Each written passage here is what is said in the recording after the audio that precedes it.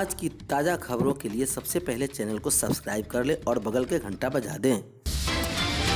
इस वक्त शिक्षकों के लिए सबसे बड़ी खबर आ रही है। शिक्षा विभाग में अराजकता से माहौल बिगड़ा। नेता प्रतिपक्ष विजय कुमार सिन्हा ने कहा कि शिक्षा विभाग और बीपीएससी के बीच जारी टकराव दुर्भाग्यपूर्ण है। इस मामले में मुख्यमंत्री को शीघ्र हस्तक्षेप करना चाहिए। उन्होंने आरोप लगाया कि शिक्षा विभाग के इतिहास में ऐसी अराजकता कभी नहीं देखी गई थी। कभी शिक्षकों के साथ, कभी विभागीय मंत्री के साथ, कभी बिहार सिविल सर्विसेज एसोसिएशन के साथ, कभी राजभवन के साथ, कभी अभियंत्रण विभागों के साथ और अब बीपीएससी के साथ। अनावश्यक टकराव से राज्य में अफरा तफरी का माहौल उत्पन्न कर दिया है। विभागीय अधिकारी जनहित के मुद्दों पर ध्यान देने की बजाय अहंकार की लड़ाई लड़ रहे हैं।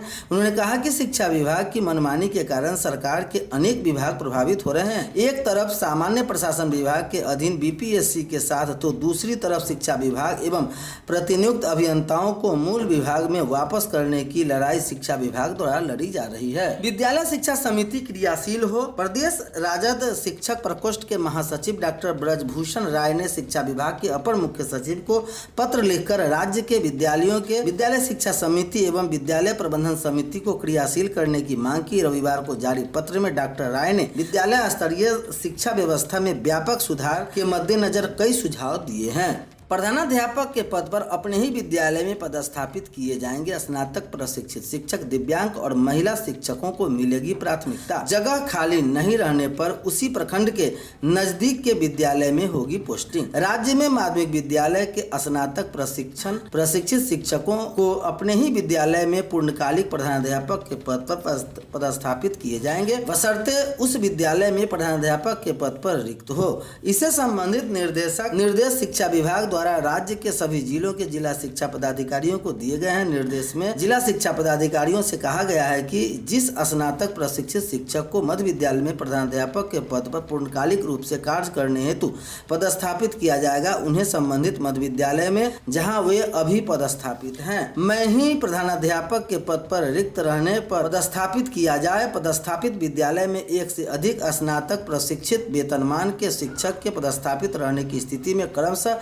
दिव्यांग शिक्षक, महिला शिक्षक एवं वरीयता के आधार पर पदस्थापन मूल विद्यालय में किया जाए। निर्देश के मुताबिक पूर्व में पदस्थापित विद्यालय में प्रधानाध्यापक का पद रिक्त नहीं रहने या प्रधानाध्यापक का पद रिक्त रहने लेकिन 2 स्नातक प्रशिक्षित शिक्षकों की पदस्थापित रहने की स्थिति में उन्हें नजदीक के मध्य विद्यालय में पदस्थापित किए जाएंगे। किसी भी स्थिति में उन्हें अपने ही प्रखंड या नगर अंचल में व्यवस्थित किसी अन्य मध्य विद्यालय में पदस्थापित किए जाएंगे। दूसरे विद्यालय में पदस्थापन के क्रम में भूमिहीन एवं भवनहीन विद्यालय में पदस्थापन यथासंभव नहीं किया जाएगा। अब तक 1,95,000 शिक्षकों को ही अपडेट हुई है प्रोफाइल। 25,000 स्कूलों के अभी तक नहीं हुई है कई पहल। 75,300 सरकारी स्कूल है राज्य भर में। ई शिक्षा कोष पोर्टल पर अभी तक राज्य के 1,95,000 शिक्षकों का ही प्रोफाइल अपलोड किया जा सका है। यह कुल शिक्षकों की संख्या के आधे से भी कम है।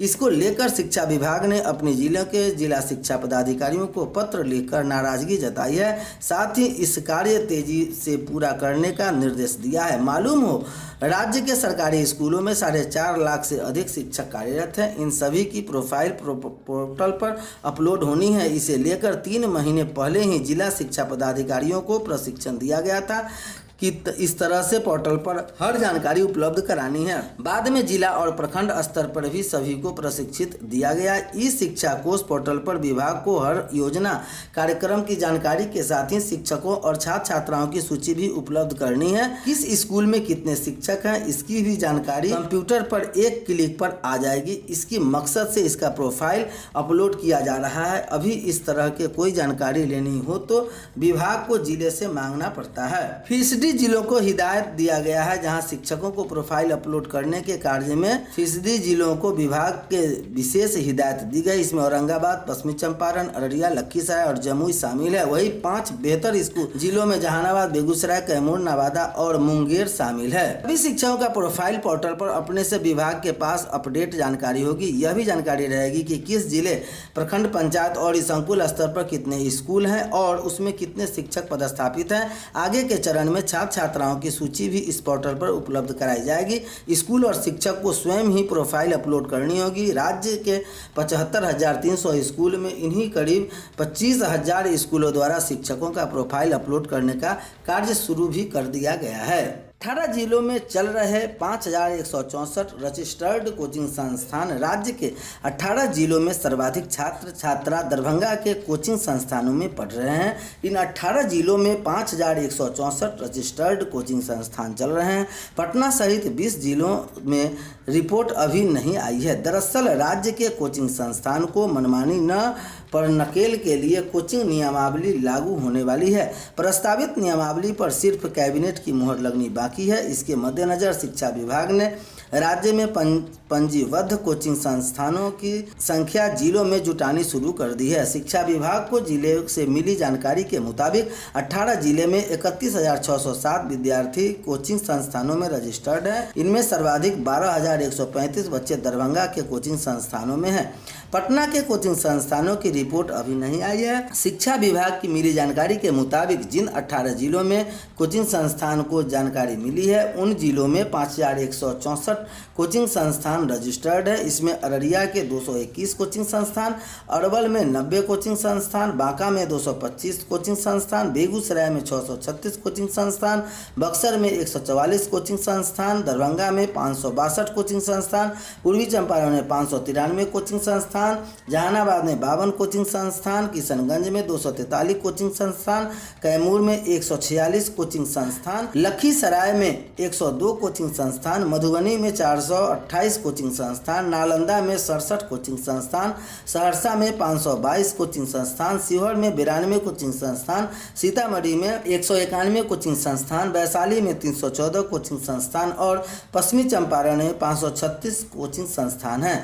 अरवल के कोचिंग संस्थानों में 3,079, दरभंगा के कोचिंग संस्थानों में 12,135, पूर्वी चंपारण में के कोचिंग संस्थानों में 2,103, नालंदा के कोचिंग संस्थानों में 5,543, सिवान के कोचिंग संस्थानों में 2,917 और पश्चिमी चंपारण के कोचिंग संस्थानों में 5,830 विद्यार्थी नामांकित है। बिहार बोर्ड कोचिंग का प्रवेश पत्र आज बिहार बोर्ड कोचिंग में मेधावी विद्यार्थियों के लिए इंजीनियरिंग और मेडिकल में नामांकन के लिए आयोजित प्रवेश पत्र का प्रवेश पत्र सोमवार को जारी कर दिया गया है। संबंधित छात्र कोचिंग बिहार बोर्ड online.com से डाउनलोड कर सकते हैं। प्रवेश परीक्षा में चयन छात्र छात्राओं को पटना, मुजफ्फरपुर, छपरा, दरभंगा, सहरसा, पूर्णिया, भागलपुर, मुंगेर और गया प्रमंडल में इंजीनियरिंग और मेडिकल की कोचिंग में निःशुल्क प्रवेश मिलेगा।